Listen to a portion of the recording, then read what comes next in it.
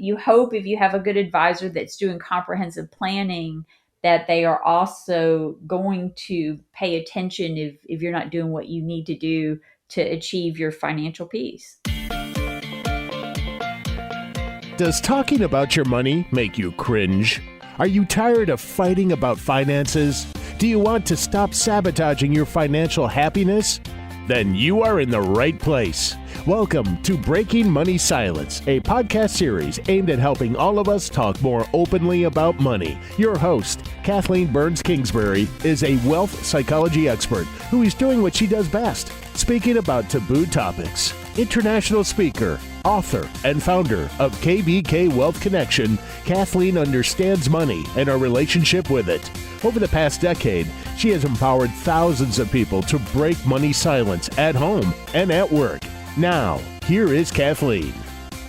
Financial wellness is a topic that's really important to me. It is basically the state of being able to meet your current and future financial obligations, feeling secure in your future, and confident in making choices that allow you to enjoy life. And as you know, if you've been listening to this podcast, I believe that a relationship with money is about much more. It's about feeling comfortable and at peace with your financial decision making. And sometimes it involves working not only with a financial planner, but also with someone like me, a wealth psychology coach. So today on the podcast, I thought I would talk about how taking a team approach to your financial health and wealth really makes sense for you and can increase your financial well-being. And so to help me in this conversation, I've asked Carolyn McClanahan, who works for or owns Life Planning Partners. She is not only a physician, she's a certified financial planner, educator, storyteller. She's a really fun person to get to know, and she's on a mission. And I love her mission. It's to bring simplicity to the two topics she knows best: financial planning and medicine. So welcome, Carolyn, to the podcast. Thank you so much for having me. Yeah, I just love the backstory you have as to how you got involved in financial planning. And I think if you were to share that with our listeners, that might give them some context as to why I thought you were the perfect guest to talk about this topic with me. Yeah, sure. So it all started with, I actually was into learning about personal finance when I was a medical resident and had my own IRA. And in college, I was actually going to become an actuary, but I realized how much I liked people. So I became a doctor. And then my husband inherited a little bit of money and we did well investing it, but that was in the mid 90s. So that's when everybody did well. So we thought we were brilliant and we didn't realize just that we were lucky. And he was an aerospace engineer and he hated it. And we had this nice pot of money and he wanted to change to be a track coach and a photographer. And I said, well, I'm not going to support you. So we need to figure out whether the money that we've grown is enough to take care of you for you to do that. And so we tried to find a financial planner. And back then, this was like in 2000, they were all salespeople or they just did investing. They didn't do real financial planning and we weren't comfortable with that. So I went back to school to learn about financial planning for us. And I just fell in love with it and saw this huge need for people getting advice. And that's when I decided to make a career switch. And so that's awesome. So it is interesting to me, though, that first of all, both your husband and yourself seem like you're very smart and you are big into education, but that also you fell in love with financial planning. Can you say a little bit more about why that is and maybe if there are similarities to the field of medicine, what they might be? Oh, goodness. It's an understatement, the similarities. So with financial planning, a lot of people think of financial planning as just investments, but it's really so much more. It's figuring out, am I doing the right things with my money now? And am I being financially sound now? And am I becoming resilient for the future, for the day I can no longer work? And so for me, being a financial planner is the exact same as being a doctor. When somebody comes in, you get their history. So in medicine, we get their medical history. And then you do an exam. And for a financial planner, the exam is looking at all their financial things they've already done and all their statements and their tax returns so that you have data to kind of collaborate whether everything they say they want to do in their history is what they're really doing with their exam. And then you make an assessment. So you say, here's what I see. And then you create a plan, so that's, you're basically prescribing a diagnosis. And so it's exact same thing, just helping people taking care of their money instead of their health. Well, and one of the things that I've noticed about your approach is that you are very open to a team approach. And my background, which is in both banking and finance as well as healthcare, it really includes working in mental health and working as a member of a team. And what that means to people listening is basically I might see the individual and then someone else might see the family. Or I'd refer to a specialist, similar to like how a primary care physician might do the general medicine, but refer to a specialist if somebody, has trouble with their hip. And so when we first met and when we started talking, one of the things I noticed was your openness to the team approach in finance, which, by the way, isn't something that's practiced throughout the field. So how much do you think that comes from your training in medicine versus maybe it being influenced from other factors? Well, it's totally for medicine. I feel that a financial planner is really more like a family doctor. And in family medicine is a board certified specialty. You have to train to know the basics of everything. And so you're trained to recognize the common and be able to take care of it, the normal and be able to explain it, and the critical so you can get help early. And then if something doesn't fit in that common or critical or normal, then that means you usually need a specialist. In medicine, it's expected that primary care physicians need to refer to a specialist for about 5 to 10% of the patients that they have. So to me, in finance, it's the same way. I know, we do insurance reviews and we tell people whether they're underinsured and overinsured or whether there's something, funny about their insurance. But then we get an insurance agent to help us with the things that we can't do. And so same with estate planning, you get the estate planning attorneys. For tax, we do great tax planning, but when we get a weird tax situation, we easily reach out to the accountants. And so it's the same thing with financial therapy. I think every financial advisor needs to know the basics of financial psychology and be able to deal with the basics. But sometimes the situations just get a little too deep or a little too sticky that for you to deal with. And plus sometimes it's just nice to have an outside person to validate everything you've been telling your client. And that sometimes can be what it takes for them to move forward to do the right things for themselves.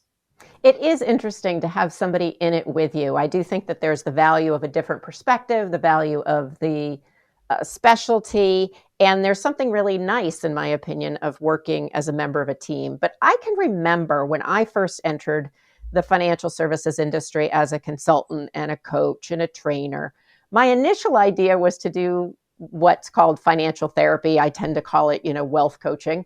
But that was my idea, that I was going to provide that for financial planners. And I thought there would be a big, oh, this is great. This is so helpful. And what I felt was that people felt like I was taking their clients, or they felt threatened by the fact that we were going to talk about their clients' emotions. So how did you come up with having a different philosophy? Or maybe it's just a different time, Carolyn. What do you think?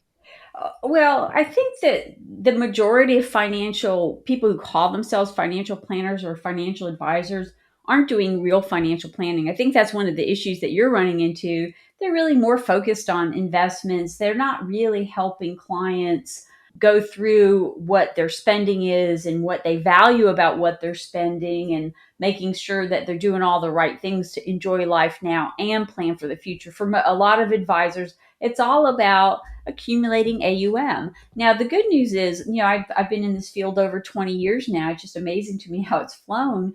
And the number of people doing real financial planning is growing exponentially, because I think clients are seeing the value of real financial planning. So I think your business is going to pick up, because as more financial planners get into real financial planning, and then they have clients with sticky psychological issues that may be impeding their ability to bring themselves financial peace, they're going to be calling you. Yeah, it is really interesting to see the change and the trends changing. And I think the pandemic has had a big impact on the field being more open to talking about the human side of finance. And so it's exciting, and it's really fun to be able to work with you and some of your clients. And so just in general, so people understand whether they're financial planners or whether they're people who might be clients of financial planners, what are some of the signs or symptoms, or what do you look for that says to you, this is something that I might refer to somebody like Kathleen? Well, the first thing that we do with clients is a comprehensive financial plan. And then we have a task list of here's the things that we got to get done so that what they're doing is congruent with their goals. And it usually sometimes it takes me working with a client a couple of years. Sometimes it may be even longer than that, where you find some things you have to drag clients through. And so you're trying to get to the meat of what's the issue here. And when you've tried a lot of different tactics, that you learn from, basic financial psychology, and they're not working, that's when I'm like, I think it might be better if we get somebody from the outside to help us pick this apart, because for clients, I want them to be successful. And oftentimes things they're doing are getting in their own way of being successful. And that's when bringing somebody from the outside in is a great thing to do. Yeah, I think it's really nice to be able to work in that way.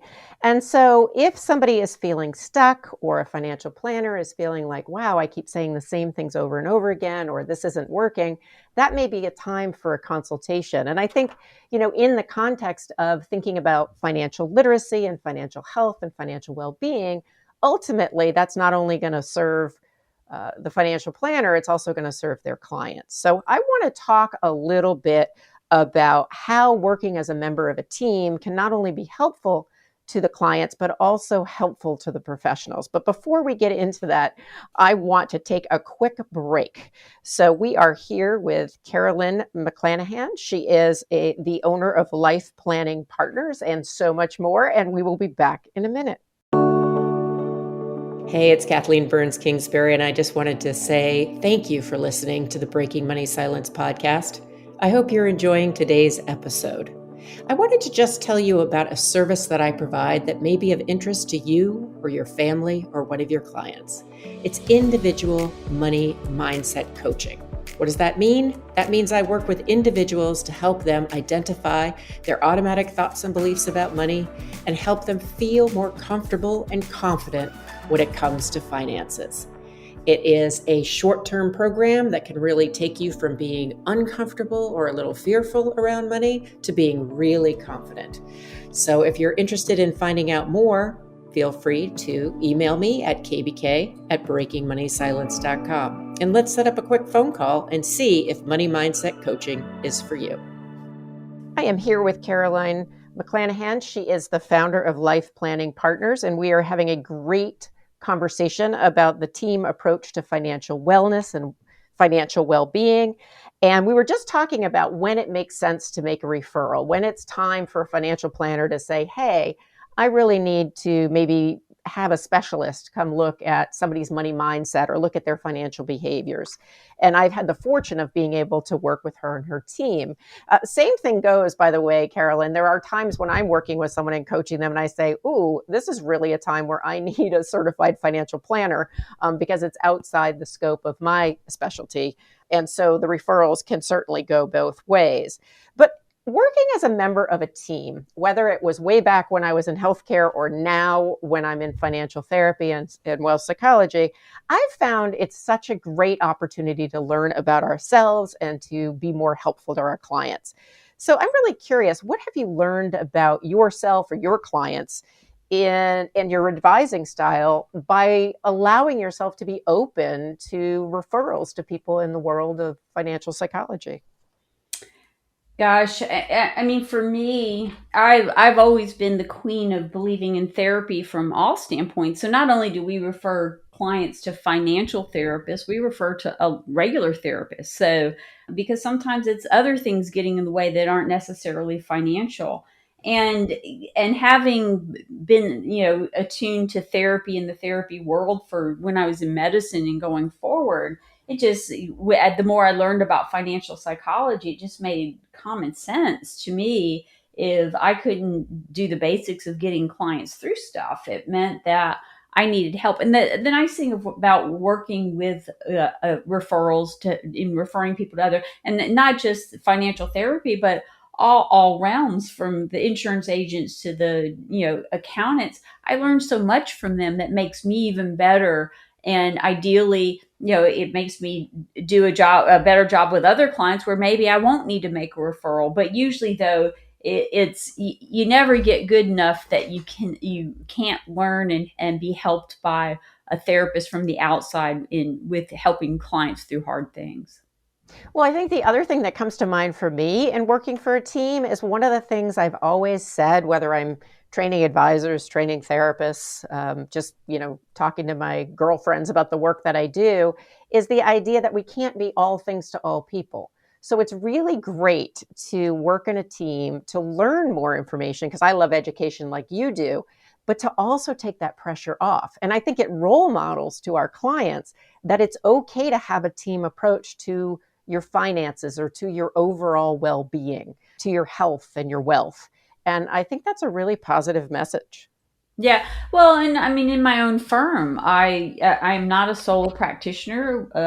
We have it's basically four advisors working with all the clients. So all four of us work with all the clients, and we do different parts of their planning. And the clients like that; they love to see that deep bench of knowledge, because we all bring a different area to the table. But plus, as far as succession planning for the clients, they worry about if the older advisor decides to quit or dies, then the whole team understands everything going on with the client. Yeah, I think it would be really nice to know also, just to know and have those different thoughts. Because I imagine, like, I work with a team approach with my financial planners. There's always two people on the call, and I know that there's a deep bench, and that just makes me feel taken care of in case there's a problem that maybe isn't in their realm. So I just want to switch gears a little bit, because this is part of a series on financial literacy. And we are talking about financial psychology. We're talking working as a team.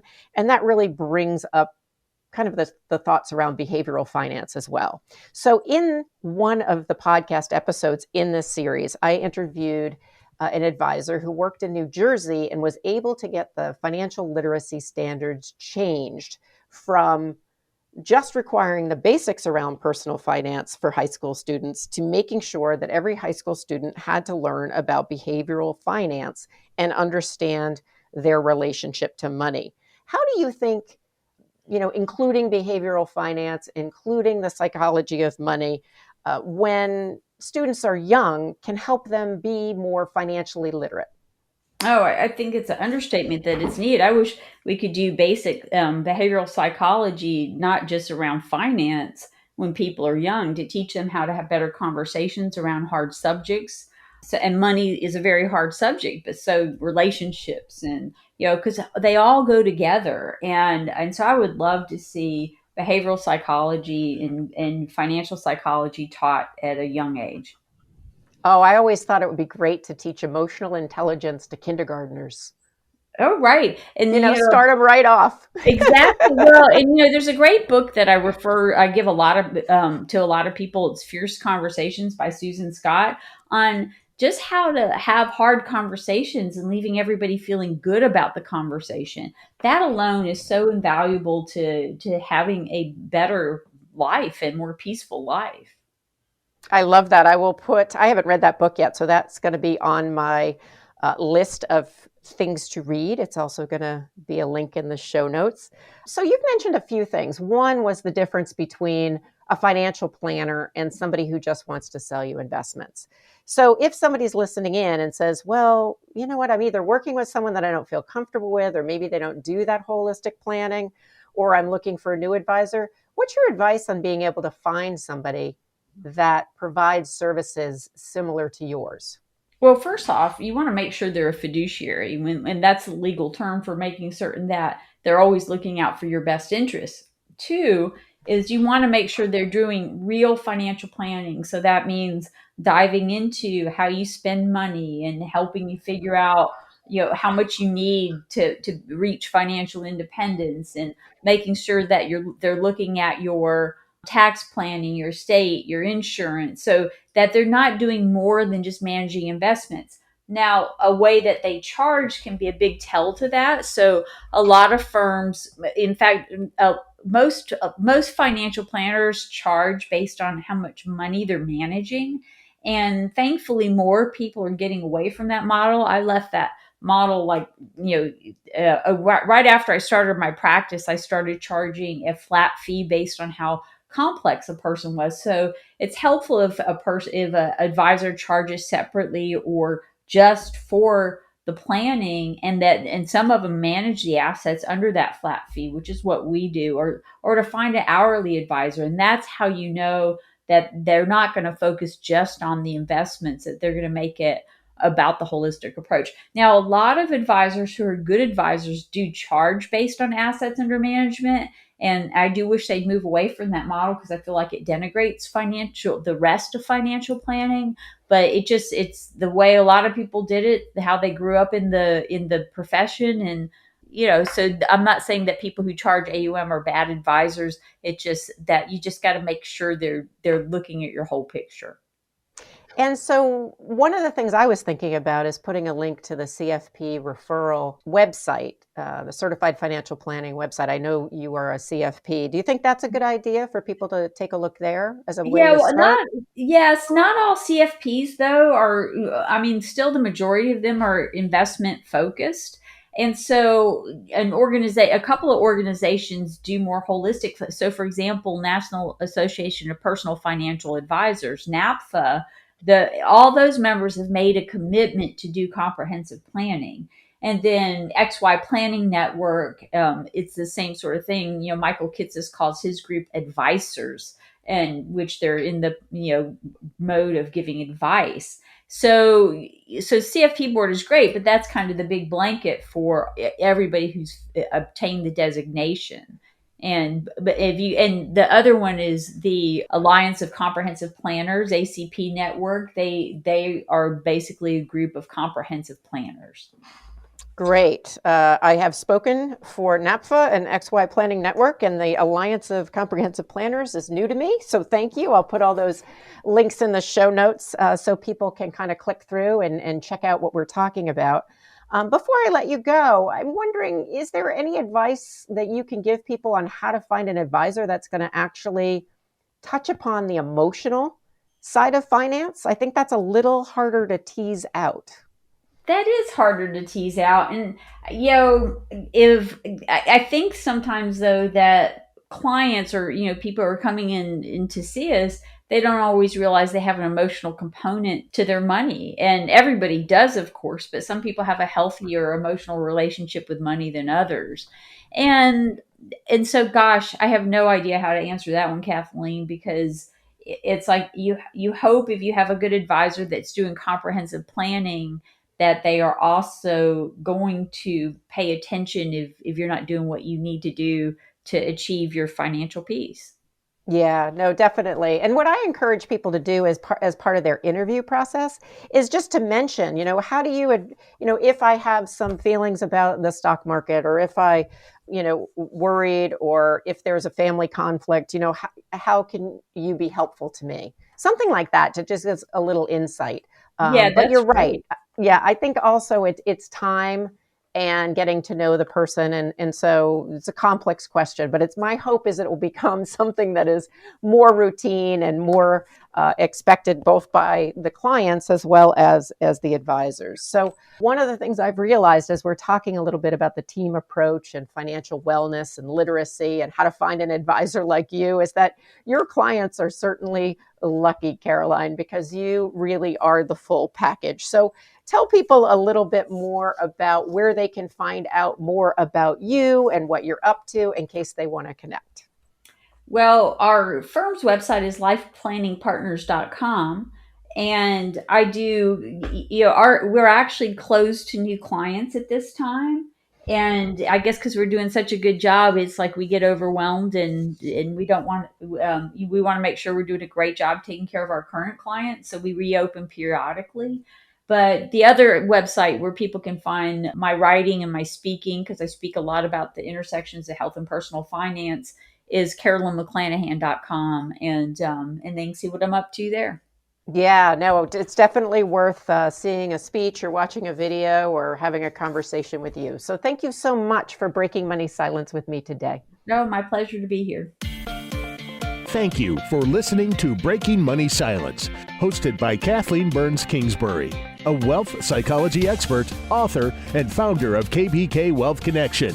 If you like what you heard today, be sure to subscribe on iTunes or your favorite podcast app and leave a review. Also, share this episode with your friends and family. It is a great way to get the conversation started. For more money talk tips and information, or to hire Kathleen to speak at your next event, go to www.breakingmoneysilence.com.